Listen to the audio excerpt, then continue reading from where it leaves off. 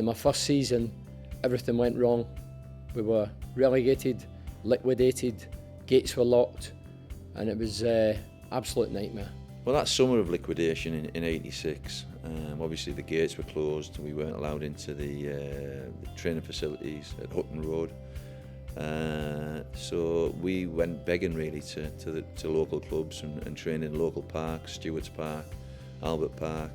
Basically, it was a case of finding an area of green grass to train on. It was dark days. It was depressing, to be fair. You know, professional club, we're washing our own kit. And then there came a stage when we went into the liquidation scenario, we weren't getting paid. Bruce Rioch was obviously the key, I think, to taking the club where it eventually got to, which was back in the top flight. Listen to me! You're too far out! What he did for the club at that time was astonishing. A group of local lads, you know, and to go consecutive seasons after liquidation and relegation was astonishing. He instilled discipline into the team. That was important. You know, above all, I think he just wanted us to play football the right way, and I think they talk about the spirit of '86. I think that's where it kind of grew. These young lads, a lot of local lads, fighting against adversity.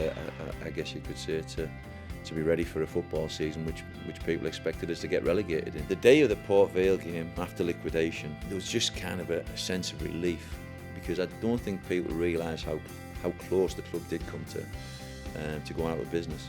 I think the overall sense on the day was of relief that we had a football club and we were still fighting. The lead up to it was a bit surreal.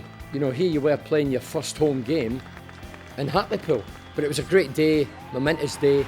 You know, after being liquidated, to come back, and here we were saved, because a lot of people were writing us off that we weren't going to survive. Those players at that time, they were playing for minimum wage, they wore the shirt with pride, they were good footballers, and they worked their socks off for the town and for the club. Well, I think when you look at that squad of players that we had in '86, I think the standout for me in terms of players was Tony Mowbray. Bruce made him captain straight away, and he was certainly an old head on young shoulders. You look for leaders in teams. And Tony certainly fell into that category. Archie Stevens, who was 30, coming at the end of his career, put in a great stint for 2 years, playing at the club. Was a great foil for Bernie, who was one of the best goal scorers he ever played with. Stephen Pears was certainly in top 3 goalkeepers in the country. Colin Cooper went on to play for England. Stuart Ripley went on to play for England.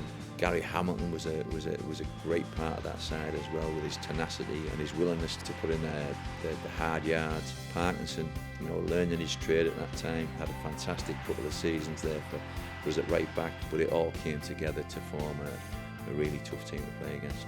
That squad, as I say, it was a unique period, unique bond of players, and what they did should never be forgotten, because without their heroics, the club may have been dead and buried.